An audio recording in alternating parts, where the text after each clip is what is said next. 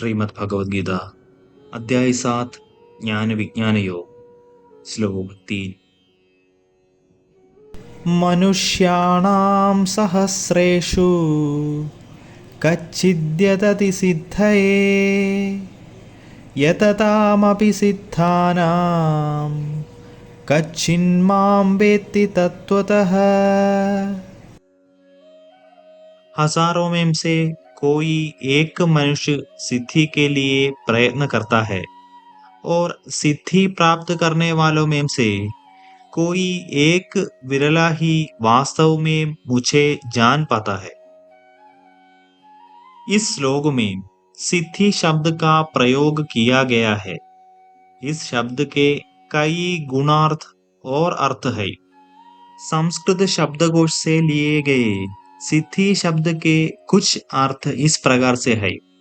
अलौकिक शक्तियों की प्राप्ति, उपलब्धि, सफलता, निष्पादन, पूर्ति, समस्याओं का समाधान, कार्य को संपूर्ण करना, उपचार करना, लक्ष्य साधना, परिपक्वता, परम सुख, मोक्ष, असाधारण दक्षता और पूर्णता।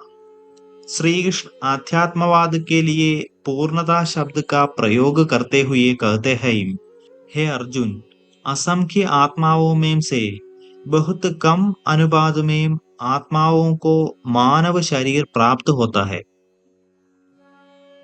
मनुष्य जन्म पाने वालों के बीच केवल कुछ लोग ही पूर्णता के लिए प्रयास करते हैं और हजारों सिद्धावस्था प्राप्त आत्माओं में से मेरी सर्वोच्च स्थिति और दिव्य महिमा से परिचित होने वाली आत्माएं विरली ही होती है।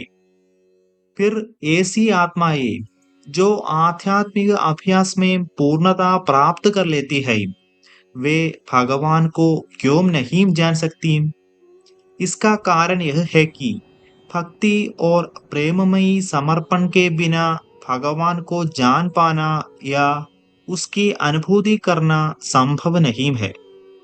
आध्यात्मिक पद के साधक कर्म, ज्ञान, हठयोग आदि के अभ्यास के साथ भक्ति को सम्मिलित किए बिना वास्तव में भगवान को नहीं जान सकते।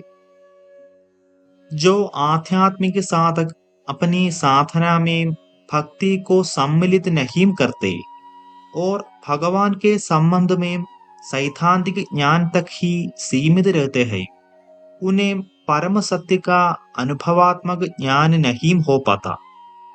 यह कहने के पश्चात कि कई मनुष्यों में कोई एक ही उन्हें वास्तव में जान पाता है, श्री कृष्ण अब अपने भौतिक और आध्यात्मिक शक्तियों के आयामों का उल्लेख करना आरंभ कर रहे हैं।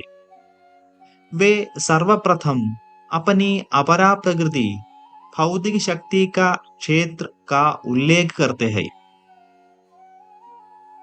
आगे हम विस्तार से चर्चा करेंगे।